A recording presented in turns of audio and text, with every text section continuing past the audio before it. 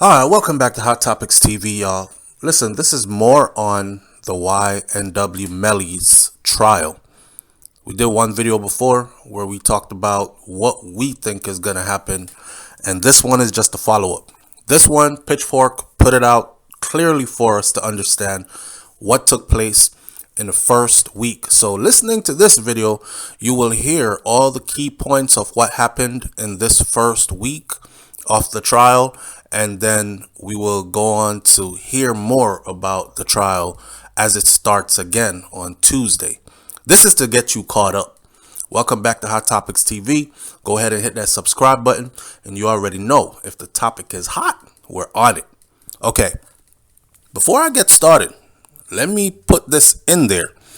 I just found out that YNW Melly was in real life diagnosed with bipolar and ADHD, multiple personality disorder.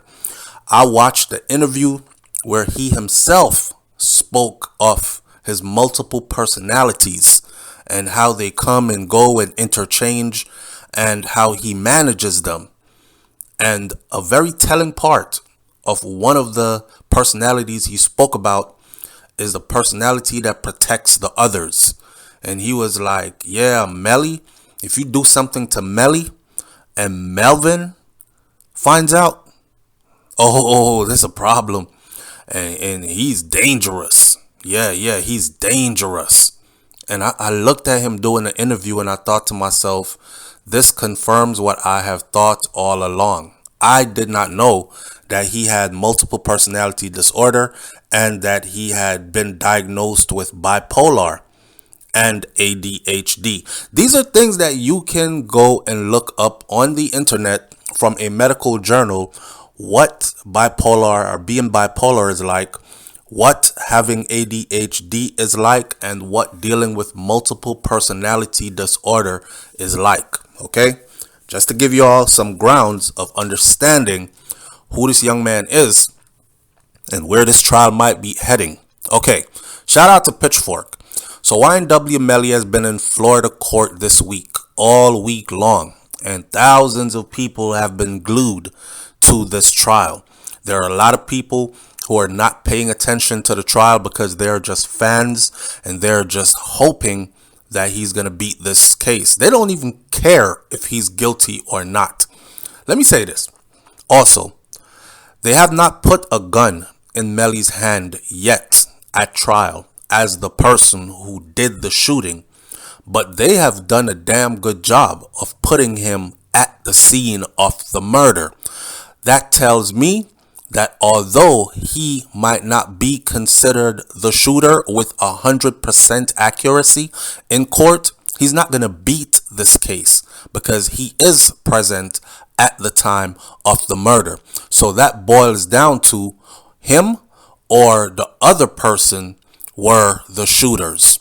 Now, given the fact that the other person was the driver, who knows who the shooter is?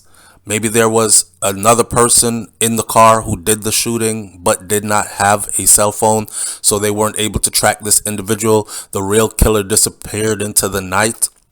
But either way, someone has to be held accountable because two young men are dead and you were there and you know what happened. By the way, the cell phone tower records got pinged. The cell phone tower metadata got pinged, shows that Melly separated from the vehicle and the two bodies and the other Bartlett 4 minutes away from the hospital and walked in a separate direction where he called Fredo Bang, another rapper, to come pick him up, dropping his location again and pinging off those cell phone towers. They were able to track him walking down that direction. Again, neither here nor there, but I now know why I am observing this weird behavior in court from YNW Melly. I said it without knowing that he was diagnosed with bipolar ADHD, multiple personality disorder. If you listen to my other videos, I kept saying something is not right with him. He looks like he has split personality. He looks like he is going through changes of different personalities. So to find out today that he has been actually clinically diagnosed with these disorders, and this is a combination of different disorders. That says a lot, because managed in the wrong way, off medication, a person who is on ADHD, a person who is battling with or living with ADHD or multiple personality disorders or bipolar disorder, that combined with drugs, combined with a criminal mindset and a criminal environment, that's a bad recipe right there. Anyhow, YNW Melly has been in Florida court this week. Shout out to Pitchfork. On trial for the alleged murder of two friends, with experts and witnesses providing their testimonies on both sides. Rapper YNW Melly, he's known as a rapper. His real name is Jamel Maurice Demons. I don't care if his lawyer says demons or demons, it's still the same thing. Tomatoes, tomatoes, potatoes, potatoes, still the same thing. This is very ironic because, you know, in today's culture, demons, you will hear people say, I'm on demon time. Oh, that's my demon right there.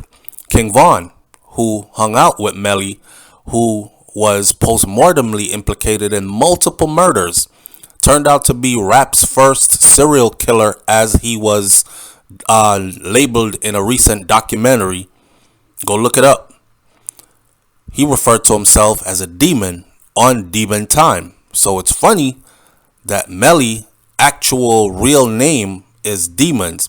I see people in the comment section on many videos saying anybody that calls themselves a demon, that tells me enough right there. Stay away from that person. Well, that's his actual real name. Jamel Maurice Demons. Well, Jamel Maurice Demons, otherwise known as Melly, has pleaded not guilty in the 2019 he pleaded not guilty, and he may be facing the death penalty if he is found guilty of first-degree murder. This is a double homicide, and the condition and situation in which it happened, right?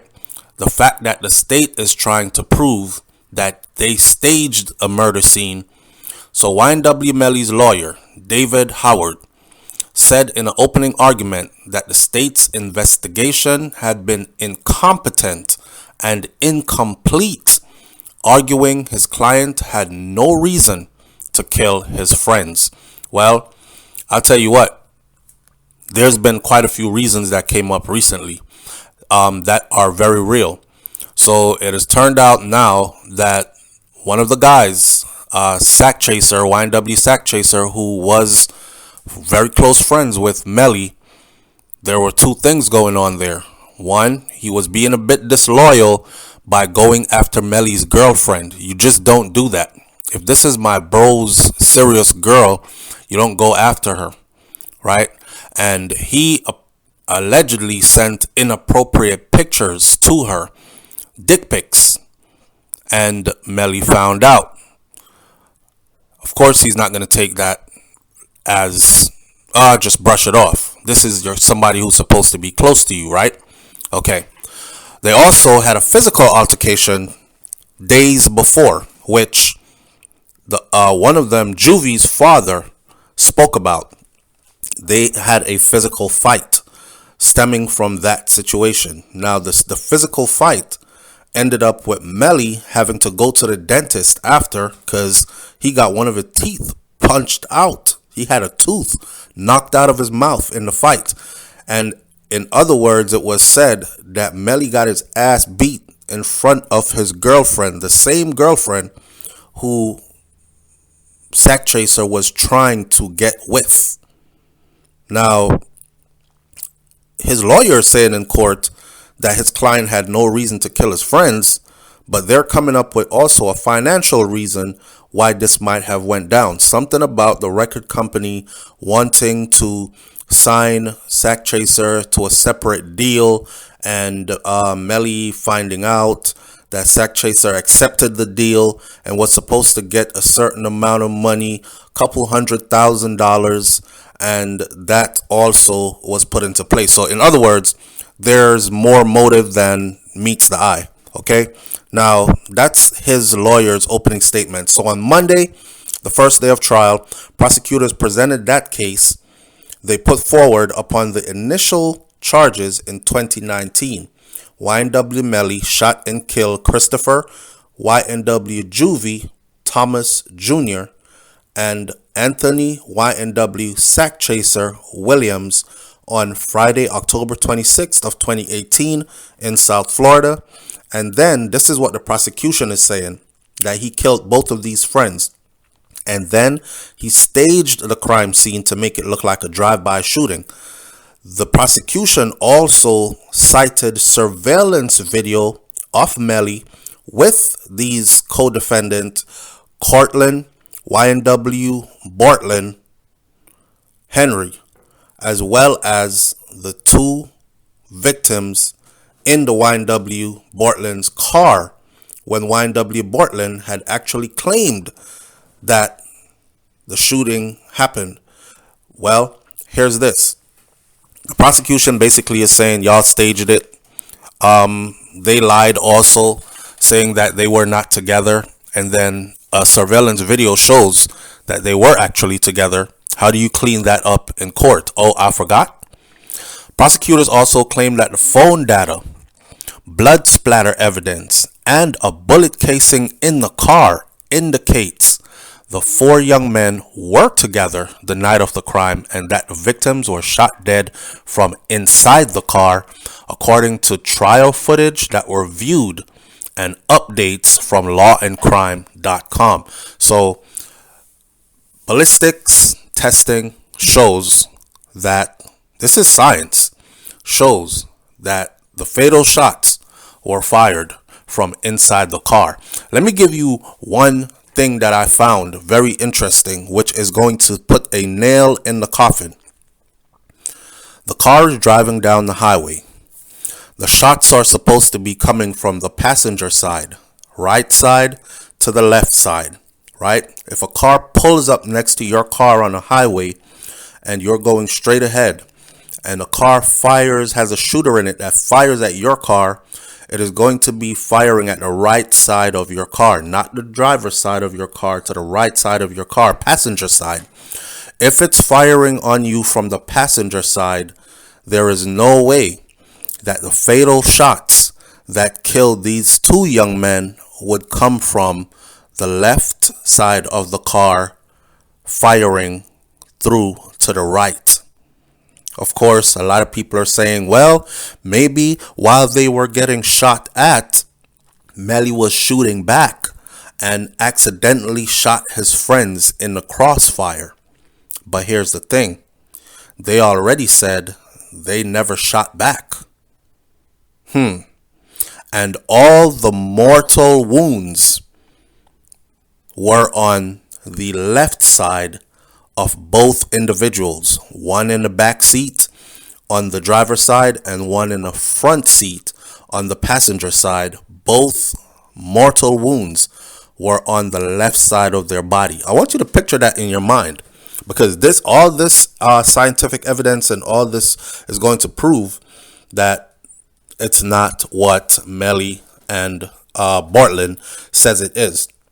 Now, later on Monday, prosecutors played an audio of YNW Bortland. Remember, his real name is Cortland, right? But he calls himself Bortland. C for Crip, B for Bloods, right? So they're sworn membership to the Bloods, and he dropped the C and called himself Bortland. Like, instead of saying I'm cooling, you say I'm booling. Instead of saying, just drop the C and put a B in its place. The word is going to sound funny, but it means what it means to them. Anyhow, later on Monday, prosecutors played an audio of YNW Melly describing the supposed drive-by shooting to a detective while under questioning. The detective told him that there was no evidence of such a shooting at the given location. They locked off the highway where they claimed that it happened. The police went back out there. The investigators went back out there with the forensics team. They locked off the highway, I believe, for 7 to 10 blocks length. And they did not find not one shard of glass, no bullet casings, no skid marks, nothing that implied that a shooting happened in this area. Someone was shot at.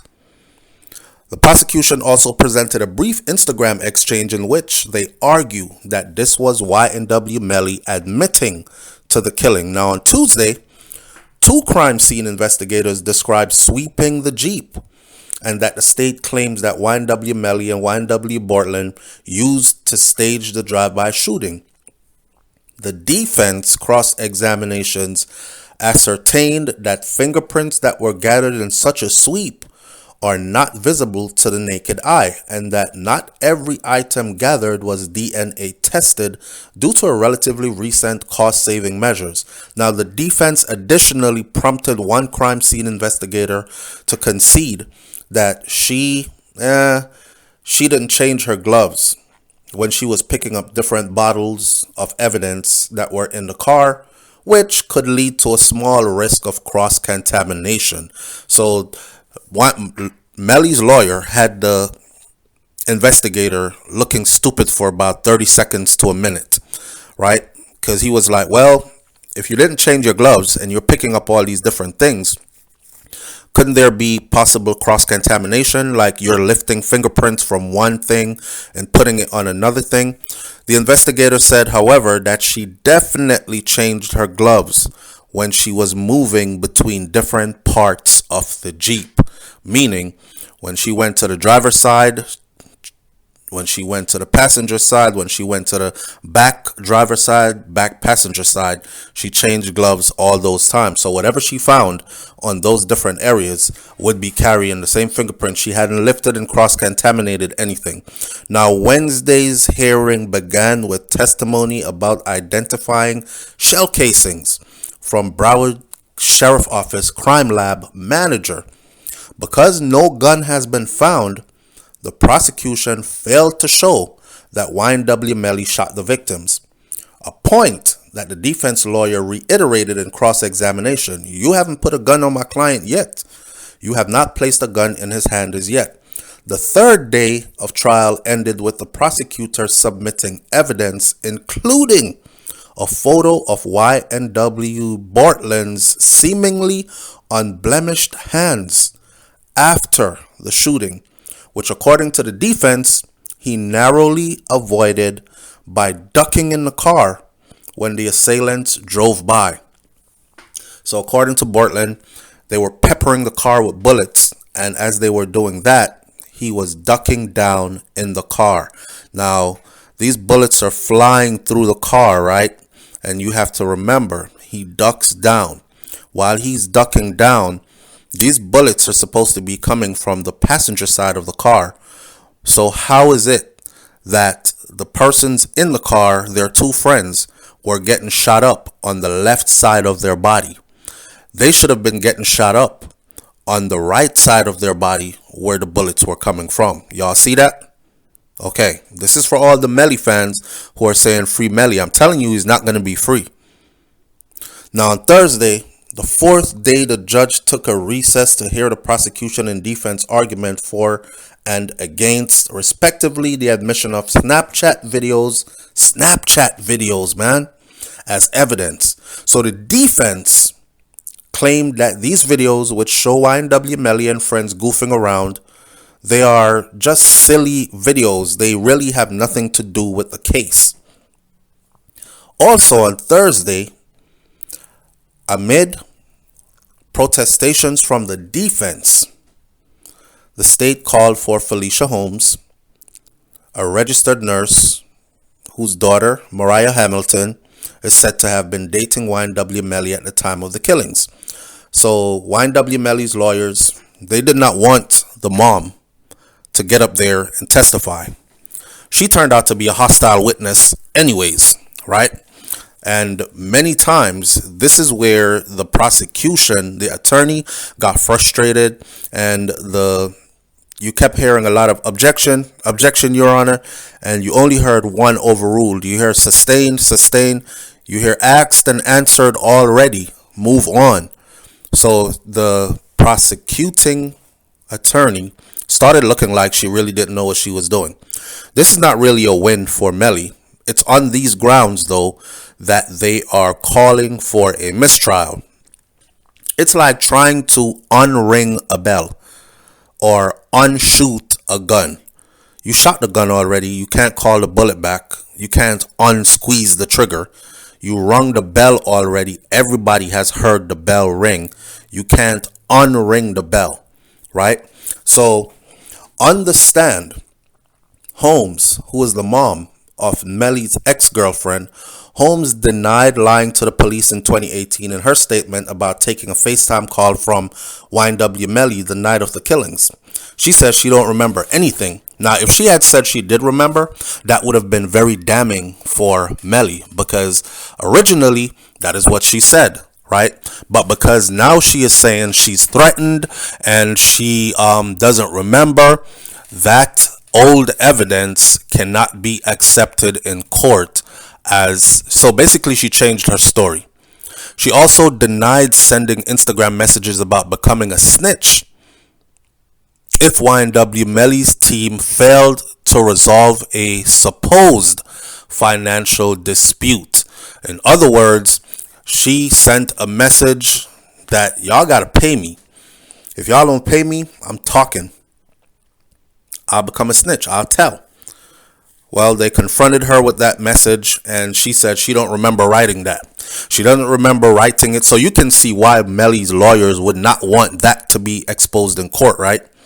That, listen, we found a message where you sent it to YNW Melly's team saying they better pay up or you gonna tell, right? What happened that night. And they also found evidence of money deposited, $5,000 deposited into her account. And when they asked her, had she ever gotten any money from his team, his management, his record label, whatever, she said, yeah. First she said no, twice. The lady, the prosecutor said, are you sure? She said, no, I've never gotten any money from them. Didn't you know that they pulled out actual paperwork, brought it to her face? Look right here. She goes, so I'll ask you again, did you ever get any money from them? And this is when she said yes. She said, yes, I got money from them, but it wasn't for anything personal. Well, what was it for? It was for a vacation, to book a vacation for me and my persons and his manager and his manager's wife. That is very damning. So based on that, that bell has been rung, and the jury cannot unhear that his team, Melly's team, actually tried to pay off the mother of his ex so she wouldn't testify about the call that was made on the night of the killings from Melly on FaceTime. Yes. So the defense now, citing the prosecution's invocation of impermissible evidence, called for a mistrial because the ex-girlfriend, I don't know if she's going to testify at some point. She might be subpoenaed to testify and become a hostile witness like her mom was, because she doesn't want to, because anything she says can probably be very damaging for Melly, right? So the way that the defense did it, the way that the prosecution did it was pretty slick. What they did was they get the mom to be in there, and even though they know that her evidence was not going to be admissible because she was going to say, I don't remember, I don't recall, I feel threatened. Lawfully you cannot get information from a person and then take it to court after the person gave that statement under stress and duress, under threats, right? So she made it so that her evidence could not be accepted. However, the jury has already heard it. The judge is considering the proposal to have a mistrial in this case for now, and the trial is scheduled to resume on Tuesday. Let me close this video Today is Saturday the 6th, the 17th. Tomorrow is Sunday the 18th. Monday the 19th. Tuesday is the 20th. And we'll see you at trial on the 20th. But let me say this. Melly is not going to get off. Period. He's not going to get off. The reason why he's not going to get off is because too much evidence already points. Now, I don't think on Tuesday that the judge is going to come in there in the morning and say, oh, mistrial, and just throw this case out.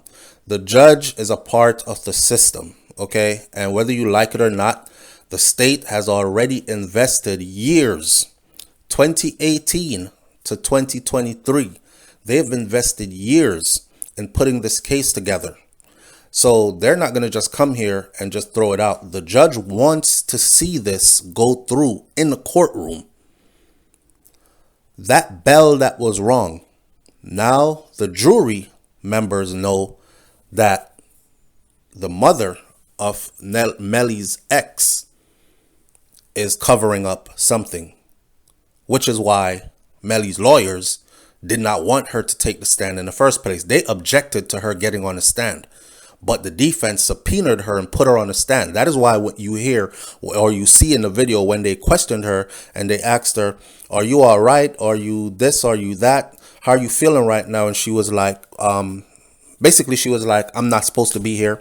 I don't want to be here. I feel threatened. I feel whatever. She was talking about the prosecution, right? Subpoenaing her to be there, because she had already gotten her payment from Melly's team, and now she's ready to play ball. Okay? Now, with that said, the amount of evidence that has been placed, and like I said before, they haven't placed a gun in his hand yet, but many murder cases have gone to a conviction without finding the murder weapon.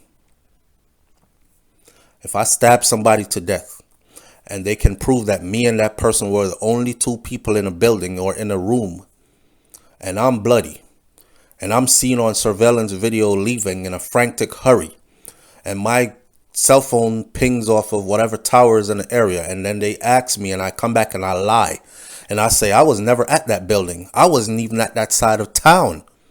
And then the prosecution goes, that's a lie, because your cell phone was seen there. So either who had your cell phone, because you still have the same cell phone. So who had the cell phone that day? Who did you lend your cell phone to? It's very uncommon for people to lend their cell phone to somebody else, your personal cell phone, right? So with that and other evidence will tie Melly into this case. The fact that they lied, the fact that Bortland said that he was Melly wasn't in the car, the fact that they found videos showing that Melly got into the car in the same place where they have theorized that shots were coming from. Let me tell you, Melly's lawyer right now is hanging on to a straw. Yes, he has a very intelligent attorney who argues his case very well, and he's trying to take every opportunity he can get, a mistrial, whatever else he can get, because his goal is to have his client go free, right? But he knows, I can tell that he knows that there isn't much that they can do for him. But of course, they're getting paid big bucks to get him out of the situation he's in. So they're going to do their best. They're going to earn their money. It's like going to work, but going to a job that you hate because you hate the damn people at the job. But the pay is so good. You got to go get that bag. So you put on your face, you go in there, you clock in, you do your work, and you get out. That's how I see Melly's lawyers. Look at his interaction with the woman that sits next to him. I don't know if she's put there to keep him under control, to keep him grounded, to just for some kind of a support as he goes through this. Because like I said before, he's diagnosed with, as far as I just found out, with bipolar disorder, ADHD, and multiple personality disorder. Now, I can clearly see during the trial where he starts flipping through these personalities and going into motions, right?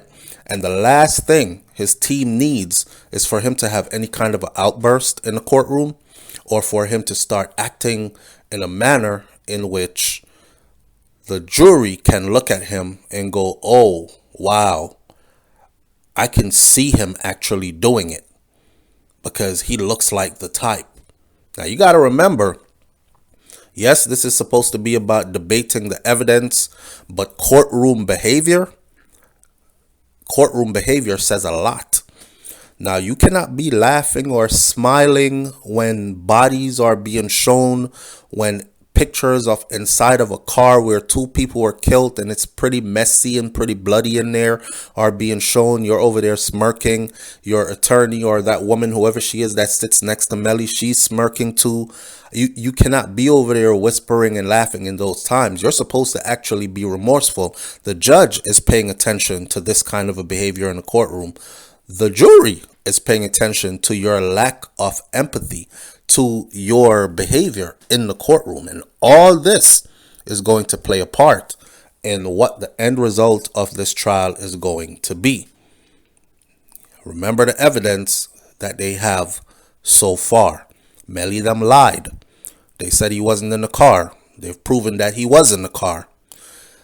They've proven also that he was in the car all the way up until the car went that way to the hospital with the 2 bodies, and Melly got out, or his cell phone separated from the car and he went the opposite way down the road. There's just too much that links him to this. We're going to leave this one right here. This is a very interesting trial. Like I said in the last video, it's sad to see such a talent go to waste. But I'll be honest with you, there are a lot of talented people out here, a lot of talented young people out here who can make great music that has nothing to do with guns and killing and all that. They can make great music. So Melly won't be the end of the music industry. He won't be the end of rap and hip hop. It'll just be the end of his career as they seek justice for 2 individuals who didn't deserve to die in that manner.